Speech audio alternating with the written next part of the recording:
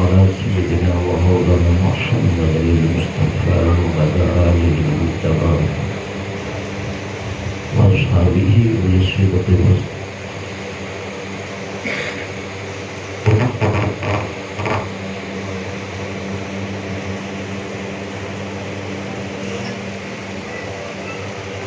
عبده ورسوله. أما بعد فأعوذ بالله من الشيطان الرجيم. بسم الله الرحمن الرحيم. خلق الموت والحياة ليبلوكم أيكم أحسن عملا وهو العزيز الحكيم. وقال تعالى: يدرككم الموت ولو كنتم في بروج مشيدة. وقال تعالى: وما خلقت الجن والإنس إلا ليعبدون.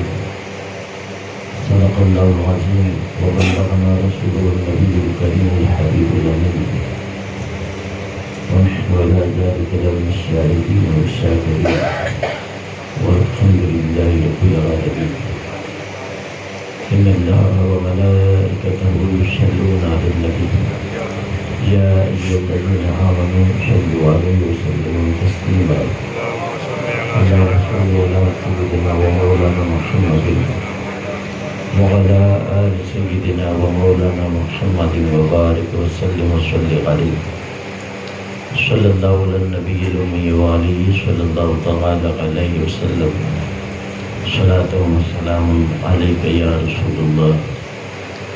مولاي صل وسلم دائما أبدا على حبيبك خير الخلق كلهم. فوالذي تم معناه وصورته ثم اصطفاه حبيبا بارئ النسم. نبينا الآمر النهي فلا أحد أبر بقول لا منه ولا نغم.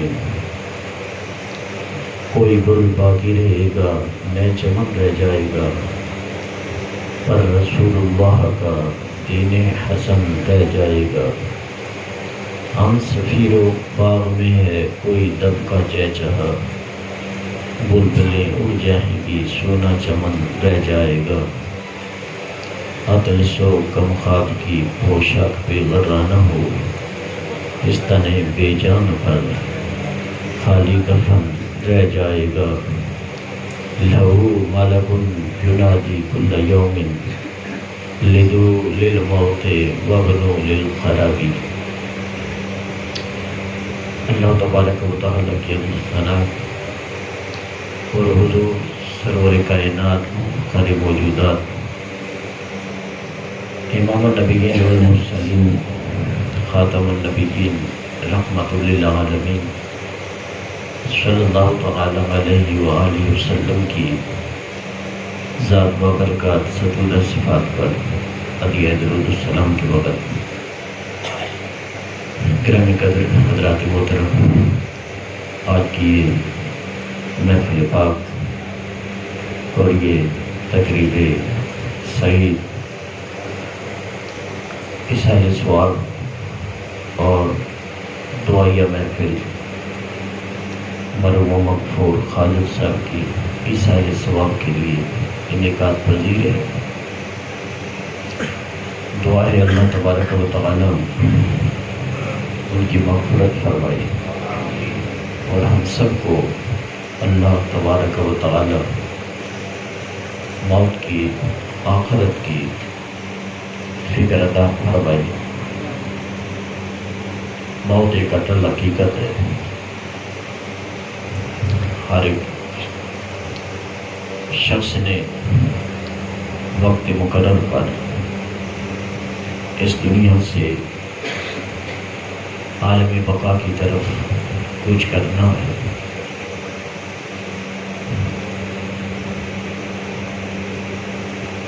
کسی بھی شخص کو موت سے انکار و نفر نہیں ہے. انسان پیدا بعد میں ہوتا ہے اور اس کی موت کا وقت عند اللہ پہلے مقرر ہو چکا ہوتا ہے.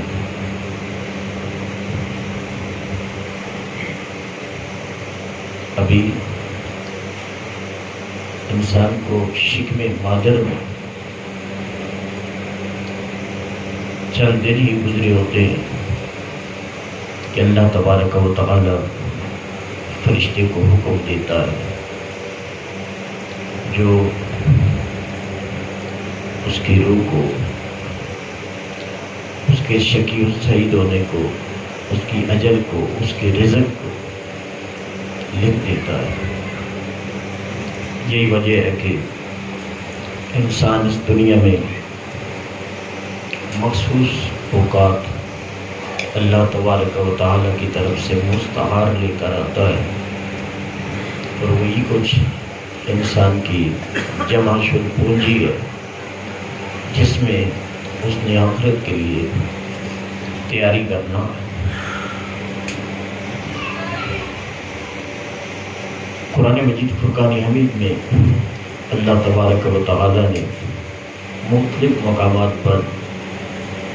انسان کی تخلیق کے مقصد کو بیان فرمایا ہے کہ مقصد تخلیق انسانیت کیا ہے۔ شروع سے کافروں کا یہ عقیدہ رہا کہ بس اسی دنیا میں ہم نے جینا ہے اور اس کے بعد مرنے کے بعد نہ ہی تو زندہ ہونا ہے، نہ ہی کوئی اور جہان ہے، نہ ہی قیامت ہے۔ تمام انبیاء کرام علیہ السلام نے آخرت کی فکر اور حیات بعد الموت کی اپنی اپنی قوموں کو تلقین فرمائی۔ اس مرنے کے بعد بھی ایک جہان ہے اور اس مرنے کے بعد بھی تمہیں زندہ کیا جائے گا۔ جب کافروں نے نبی علیہ السلام کے سامنے ایک بھسیدہ ہڈی لے کر یہ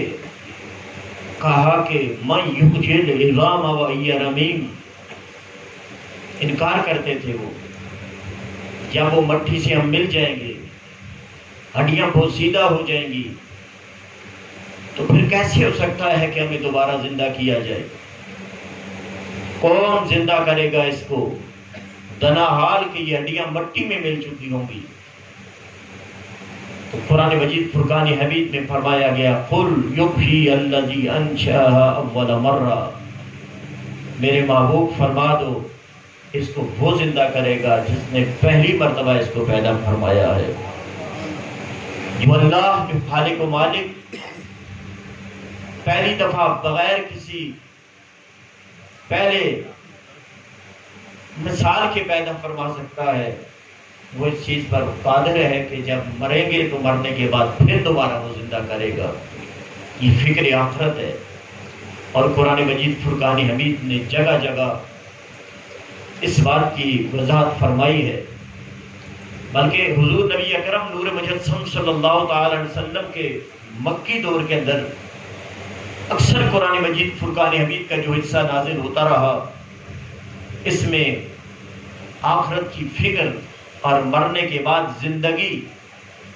اور کفار کے عقیدے کا بالخصوص رد، کہ جو انکار کرتے تھے کہ ہم نے مرنے کے بعد زندہ نہیں ہونا، جبکہ قرآن کا عقیدہ، آل اسلام کا عقیدہ کہ مرنے کے بعد زندہ ہونے پر ہمارا ایمان ہے۔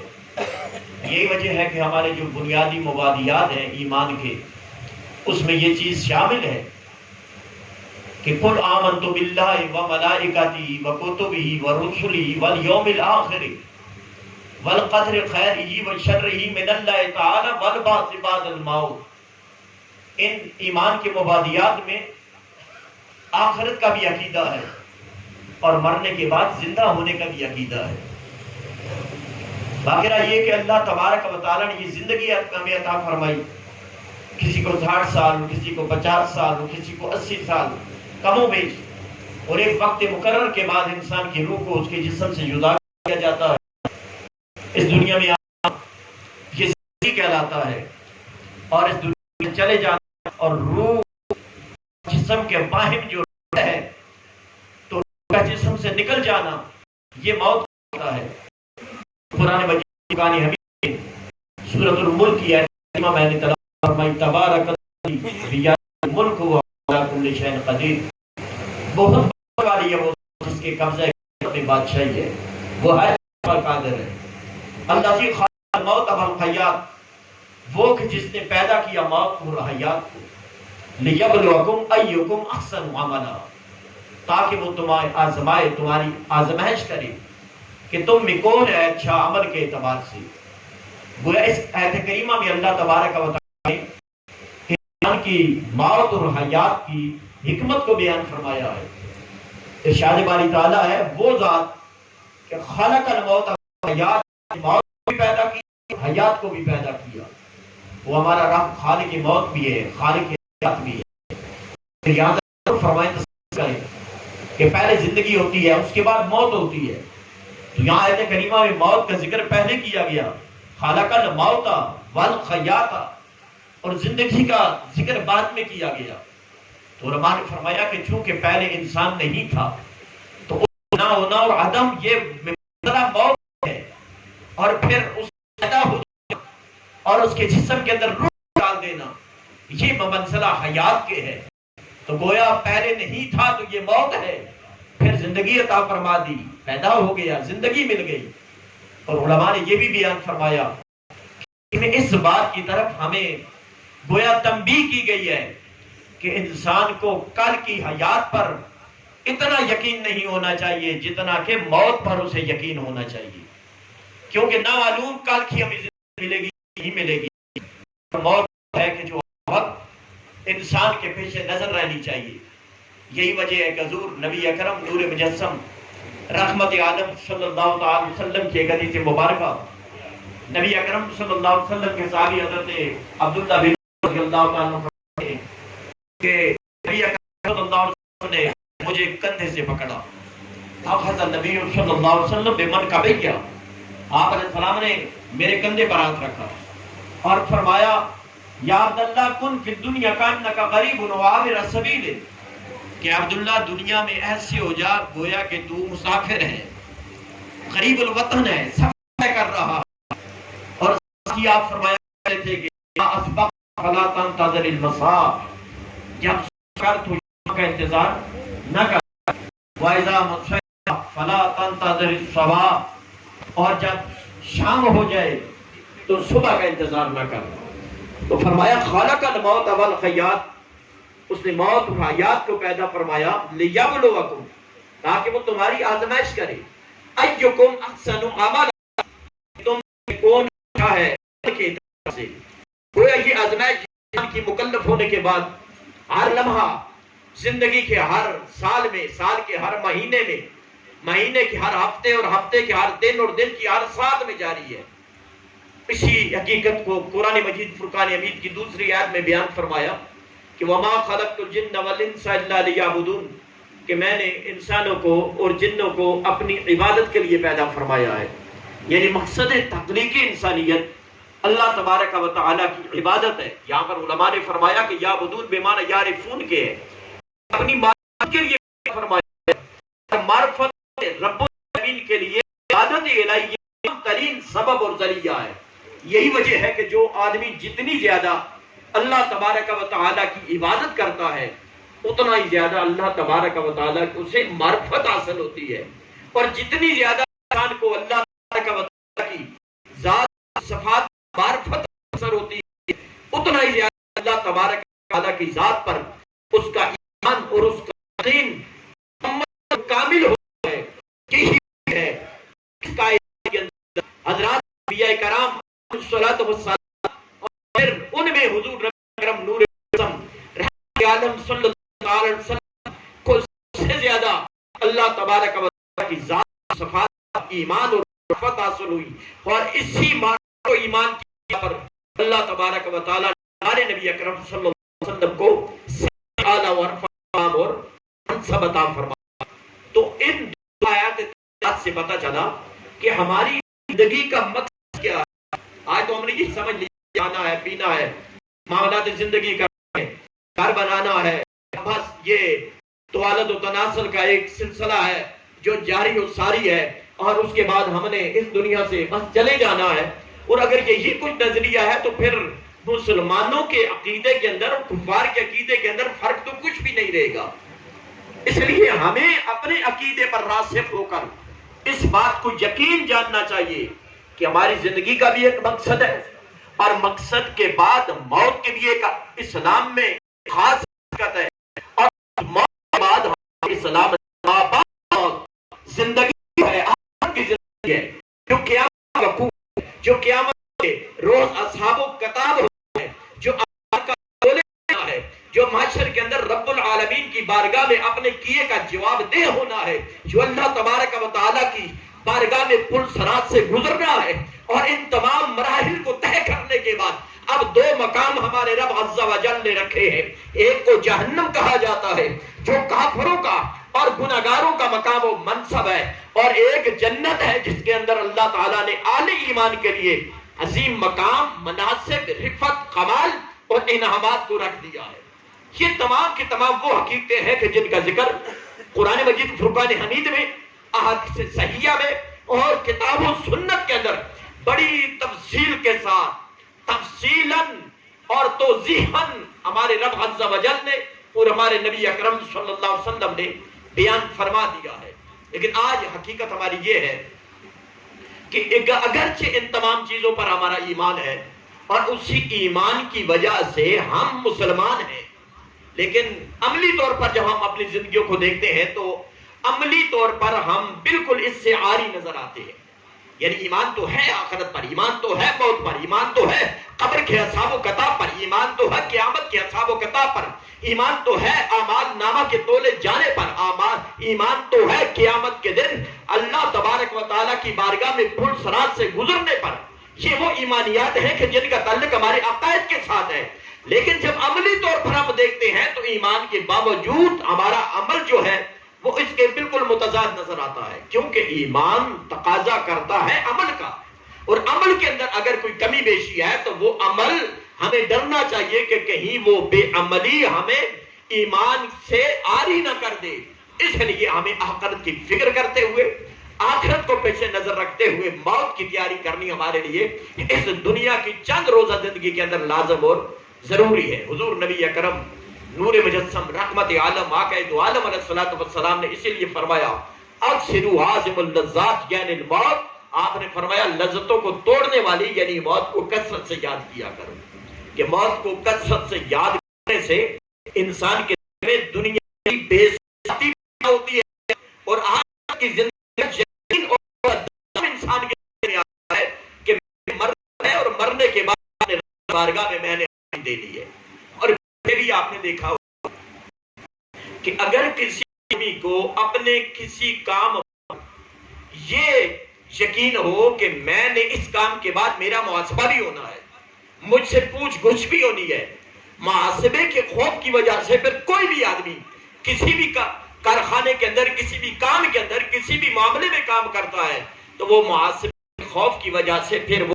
اس کو پختہ کرنے کی کوشش کرتا ہے کہ جب میں یہ کام اچھا کروں انعام دیا جائے، اور اگر اس کے میں نے کوتاہی کی تو مجھے ہر سند بھی کی جائے گی۔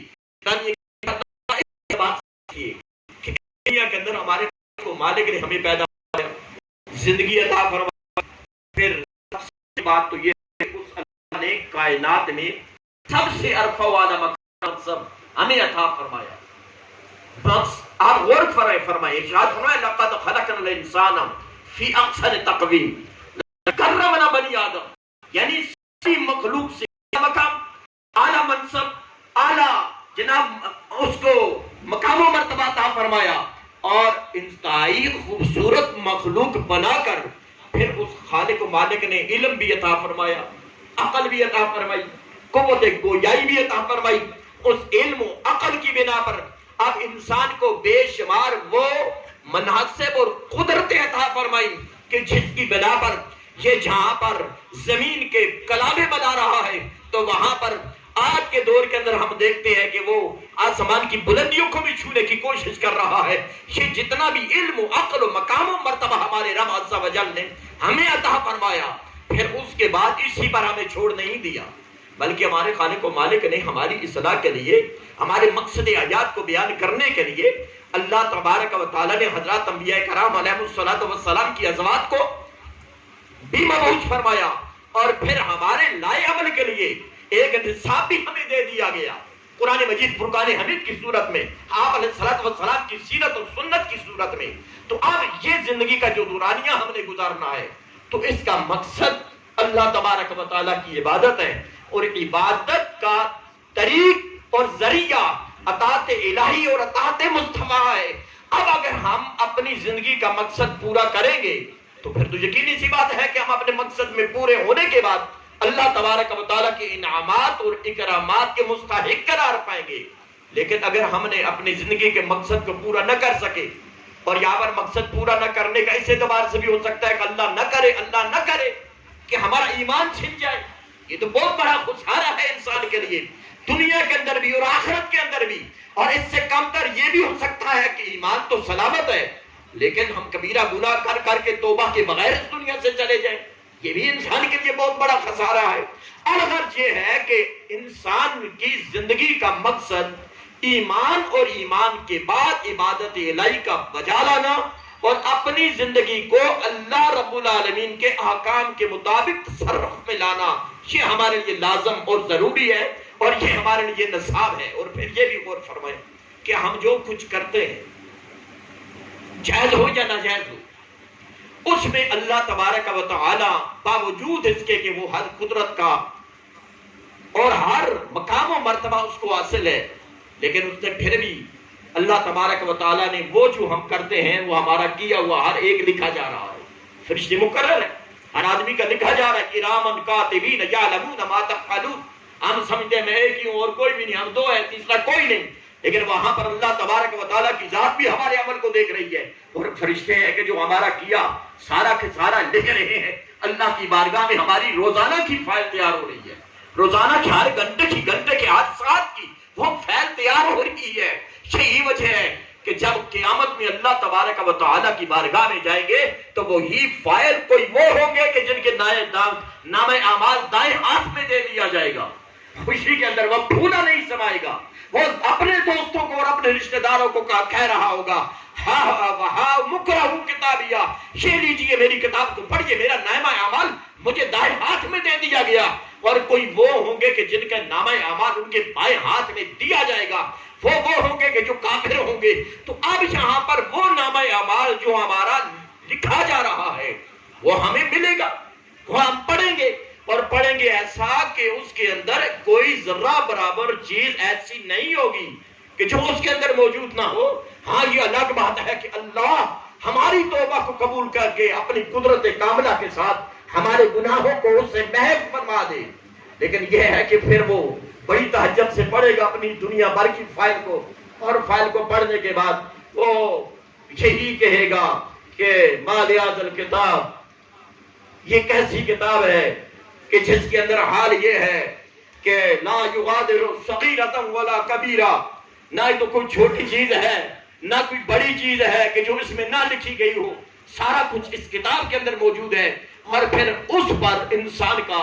آگے پھر یہ بھی کہ اس کو پھر وزن بھی کیا جائے گا، اور اہل سنت کے عقیدے میں سے ہے کہ وزن کا تولا جانا جو ہے یہ بالکل برحق ہے، اور قرآن مجید فرقان حمید کی آیات اور حدیث نبویہ اس پر دلالت کرتی ہے۔ اور علماء نے یہ بھی بیان فرمایا کہ یہاں پر اعمال کے وزنوں کا تولے جانے سے مراد یہ بھی ہو سکتا ہے کہ اللہ تبارک و تعالی ہماری نیکیوں کو اچھی صورتوں کے اندر تبدیل فرما دے گا۔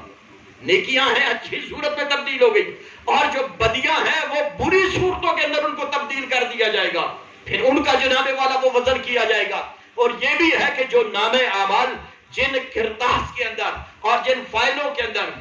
لکھا جائے گا، تو وہ کہ جو نیکیوں کی ہوگی وہ ایک طرف، جو برائیوں کی ہوگی وہ ایک طرف، اس کو پھر اللہ کی بارگاہ میں تولا جائے گا۔ تو الغرض بیان کرنے کا مطلب یہ ہے کہ ہمیں اپنے ہر عمل پر غور کرنا چاہیے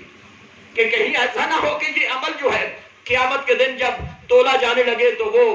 ہم اپنی برائیوں کی فائل کو ہی ہم مضبوط کر رہے ہیں، اپنے نام اعمال جو برائیوں کا ہے وہی ہم وزنی کرتے چلے جا رہے ہیں، صبح بھی اور شام بھی اور زندگی کے ہر لمحے کے اندر بھی ہمیں غور کرنا چاہیے کہ وہ عمل ہم کریں کہ جس کی وجہ سے ہمارا نامہ اعمال کا وہ پلہ بھاری سے بھاری ہوتا چلا جائے، جس کے اندر ایمان ہے، جس کے اندر نیکیاں ہیں۔ وہاں نماز ہونی چاہیے، روزہ ہونا چاہیے، حج و زکات ہونی چاہیے، نیکیاں صدقات و خیرات ہونا چاہیے، حسن اخلاق ہونا چاہیے۔ وہاں پر یہ نیکیاں جتنی زیادہ ہماری ہوں گی اتنا ہی ہمارے نامہ اعمال کے اندر اور نیکیوں کے نامہ اعمال کے اندر اضافہ ہوگا۔ تو الغرض یہ دنیا یہ ایک وسیع مضمون ہے، خلاصہ یہی ہے کہ یہ دنیا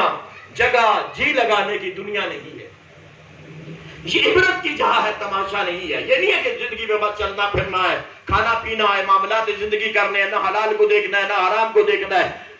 جائز کو دیکھنا ہے نہ ناجائز کو دیکھنا ہے، بس نہ پوچھنا ہے، بس جو چاہے کرتے چلے جاؤ، جیسا کہ آج ہمارا وتیرہ ہے کہ بے شمار معاملات ہم کر رہے ہیں اور بالکل شرعاً ناجائز ہیں، اور حال یہ ہے کہ ہمیں اتنی بھی توفیق نہیں کہ پوچھ لے کہ یہ ہمارا کاروبار، ہمارا معاملات زندگی کہیں ہمارے لیے جناب والا نامے اعمال میں، گناہوں کے نامے اعمال میں اضافہ نہ ہو رہا ہو۔ تو اللہ تبارک و تعالی ہمیں آخرت کی فکر عطا فرمائے۔ نبی علیہ السلام نے کئی ایک حدیث میں ہمیں دنیا کی نعمتوں اور دنیا کو اپنے لیے غنیمت سمجھنے کا حکم ارشاد فرمایا۔ حضرت عمرو بن مامون عودی رضی اللہ تعالیٰ عنہ آپ بیان فرماتے ہیں، نبی اکرم صلی اللہ علیہ وسلم نے ایک آدمی سے ارشاد فرمایا، وَهُوَ يَعِظُهُ دَنَا، کہ آپ علیہ السلام اس کو وصیت فرما رہے تھے۔ کتنے ہیں خوش نصیب وہ لوگ کہ جنہیں براہ راست نبی علیہ السلام سے وصیت سننے کا اللہ نے موقع عطا فرمایا، اور آپ نے ارشاد فرمایا اغتنم خمسا قبل خمس، میرے صحابی 5 چیزوں کو 5 چیزوں سے پہلے غنیمت جان، اور فرمایا شبابک قبل حرامک، اپنی جوانی کو اپنے بڑھاپے سے پہلے غنیمت جان۔ آج ہماری جوانی تو جیسے گزر رہی ہے آپ سب لوگوں کو پتا ہے، کیا تبصرہ اس پر کیا جائے، لیکن آپ فرماتے ہیں اپنی جوانی کو بڑھاپے سے پہلے غنیمت جان۔ اور جوانی کے اندر جو عبادت ہوتی ہے اس کا تو مزہ اپنا ہی ہوتا ہے، در جوانی توبہ کردن شیوہ پیغمبری، اور بخاری کی ایک حدیث کے اندر جس میں کہ آپ علیہ السلام نے 7 ان خوش نصیب افراد کا ذکر فرمایا جو قیامت کے دن عرش کے سائے کے نیچے ہوں گے، اس میں فرمایا ایک وہ نوجوان بھی ہوگا کہ شاب نشأ فی عبادت اللہ، وہ نوجوان جو اپنی زندگی اللہ کی عبادت کے اندر گزارتا ہے۔ شباب کا حرامے کا، جوانی کو بڑھاپے سے پہلے، وغنا کا قبل فقرے کا، امیری کو فقیری سے پہلے۔ آج اللہ نے مال عطا فرما دیا ہے تو آپ یہ یقین رکھے ہو سکتا ہے کل یہ مال تجھ سے ختم ہو جائے، ایک ایک درہم کو تو ترس رہا ہو، آج جب تیرے پاس مال کروڑوں کے حساب سے آ گیا تو اس کو اللہ کی نافرمانی میں نہیں، نیکیوں میں اس کو آج خرچ کر لے، آخرت کا ذخیرہ بنا لے۔ آخرت کا ذخیرہ جب تو بنائے گا تو دنیا و آخرت میں اس کا تو یہ اجر ملے گا۔ فرمایا کہ اپنی امیری کو غریبی سے پہلے اور صحت کو بیماری سے پہلے، صحت کا قبل سقمے کا، پتہ نہیں کیسی کیسی بیماری آنے والی ہے، اللہ نے صحت عطا فرمائی، اس میں صحت میں کو غنیمت جانتے ہوئے اللہ کی عبادت کر لو۔ آج غور کریں، اسپتالوں میں چلے جائیں، وہاں پتہ چلتا ہے کہ بیماریاں کیسی کیسی ہیں، عجیب و غریب قسم کی، صحت بھی نعمت ہے۔ اور ساتھ فرمایا آپ علیہ السلام نے فراغ کا قبل شغل کا، اپنی فراغت کے لمحات کو مشغولیت کے لمحات سے غنیمت جان۔ آج تو ہمارا نوجوان یہ کہتا ہے فراغت کے لمحات ہے تو بس رنگ رلیاں بنا لو، لیکن یہ کہ غنیمت جان، اس میں کوئی دنیا کی بہتری کے لیے، آخرت کی بہتری کے لیے کوئی کام کر لے، کل پتہ نہیں کیسی فراغت کے بعد کیسی مشغولیت میں تم مصروف ہو جائے۔ اور آخر میں فرمایا وَحَيَاتَكَ قَبْلَ مَوْتِكَ، اپنی زندگی کے لمحات کو اپنی موت سے پہلے کیا کر غنیمت جان، کہ یہ زندگی جو ملی ہے یہ اللہ کی طرف سے نعمت ہے، اور روزانہ یہ زندگی ڈر رہی ہے، ختم ہو رہی ہے، زندگی بڑھ رہی ہے۔ حقیقت میں یہ جس کو ہم بڑھنا کہتے ہیں، حقیقت میں ہماری زندگی روزانہ ہوتی چلی جا رہی ہے، اور حال یہ ہے کہ پتہ بھی نہیں ہے کہ ایک دن رہ گیا ہے یا ایک سال رہ گیا ہے یا کتنی زندگی رہ رہی ہے۔ اور آج کل تو حالت یہ ہے کہ آپ اکثر اگر اپنے معاشرے کا سروے کریں تو ایک اچھی خاصی اموات وہ ہیں کہ جو بالکل اچانک ہو رہی ہیں، اچانک اموات زیادہ ہے، شرع اموات نوجوان کی بنسبت بوڑھوں کے زیادہ اچانک پتہ چلتا، کل آپ کے پاس بیٹھا ہوا تھا ابھی اعلان ہو فلانے آدمی کا انتقال ہو گیا، بس اچھا وہ تو ابھی میرے پاس بیٹھا مجھ سے گفتگو کر رہا تھا، میرے ساتھ اس نے پتہ نہیں کتنے سالوں کا منصوبے بنائے تھے، لیکن ابھی کیا ہوا کہ اچانک گیا تو بس ہارٹ اٹیک ہو گیا، ایسی پرابلم، ایسی بیماری، بیچارے بھی جناب والا اب وہ تشخیص کرتے ہی رہ جاتے ہیں، انہیں بھی پتہ ہی نہیں چلتا، اچانک موت آئی اور اچانک جناب والا اس دنیا سے آخرت کی طرح رواں ہو گئے۔ اسی لیے فرمایا کہ ہر لمحہ انسان کو آخرت کے لیے بالکل ریڈی اور تیار رہنا چاہیے۔ تو اللہ تعالی ہمیں آخرت کی فکر عطا فرمائے، اللہ تبارک و تعالی ہمیں اپنی زندگی کے مقصد حیات کو سمجھنے کی توفیق عطا فرمائے، موت کی فکر عطا فرمائے کہ مرنا ہے۔ آپ ہزار کہتے رہے نا جی کہ نہیں ابھی بڑا وقت ہے، بڑا وقت ہے، بڑا وقت ہے، تو گزر جاتا ہے، صدیاں گزر جاتی ہیں۔ آپ صبح کے وقت سورج جب طلوع ہوتا ہے تو دن بھر آپ جناب والا کہتے رہے جی ابھی بڑا وقت ہے، غروب ہو جاتا ہے، مہینہ گزر جاتا ہے، سال گزر جائیں گے سب۔ ایک وقت آ جائے گا کہ تختے پر ہم پڑے ہوں گے، ایک وقت آ جائے گا کفن ہمارا تیار ہو چکا ہوگا، ایک وقت آ جائے گا کہ ہمیں جناب غسل دیا جا رہا ہوگا، ایک وقت آ جائے گا کہ آج کسی کا جنازہ پڑھ رہی ہے، کل ہمارا جنازہ پڑھا جا رہا ہوگا، ایک وقت آ جائے گا کہ قبر میں ہمیں دفن کیا جا رہا ہوگا، اور ایک وقت آ جائے گا کہ آخری پڑی اوپر پڑ چکی ہوگی، اور ایک وقت آ جائے گا کہ آج جو ہم کہتے ہیں کہ ہمارے جسم کے اندر گرد و غبار کا جناب والا ایک ذرہ بھی نہ پڑے، تو وہی ہمارے دوست اپنے جناب والا ہاتھوں سے بھر کر مٹی ہمارے اوپر ڈال رہے ہیں۔ ہم نہیں سوچتے، ہم اس چیز کی فکر نہیں کرتے، اور حال یہ ہے کہ بس بے غفلت کے ساتھ جناب والا غافلوں کی طرح زندگی گزارتے چلے جا رہے ہیں، نہ نماز کی پرواہ، نہ جناب اور کوئی نیکیوں کی پرواہ، نہ گناہ کی وجہ سے اپنے نقصان کی پرواہ، نہ ہی توبہ کی طرف ہماری توفیق ہے، یو ٹرن بھی نہیں لیتے۔ اگر انسان کی زندگی میں کوئی تو لمحہ ہونا چاہیے نا کہ کم از کم اپنی زندگی کو وہ رخ موڑ دے،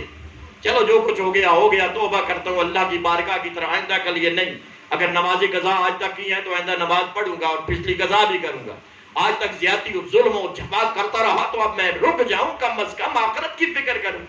یہ کیا ہے کہ مرتے دم تک بس کچھ بھی نہیں ہے، بس اچانک موت آ گئی، نہیں، ایسا نہیں، مرنے سے پہلے توبہ کر لینی چاہیے اللہ کی بارگاہ میں، وہ توبہ کرنے والا ہے اور اس کی توبہ اس کی بارگاہ میں قبول ہوتی ہے۔ اللہ تبارک و تعالی ہم سب کو آخرت کی فکر عطا فرمائے اور اللہ تبارک و تعالی مرحوم کی مغفرت فرمائے۔ چند ایک باتیں آپ کے سامنے میں نے بطور نصیحت فرمائی، اللہ مجھ کو بھی آپ کو بھی اس پر عمل کی توفیق عطا فرمائے۔ وآخر دعوانا الحمد للہ رب العالمین۔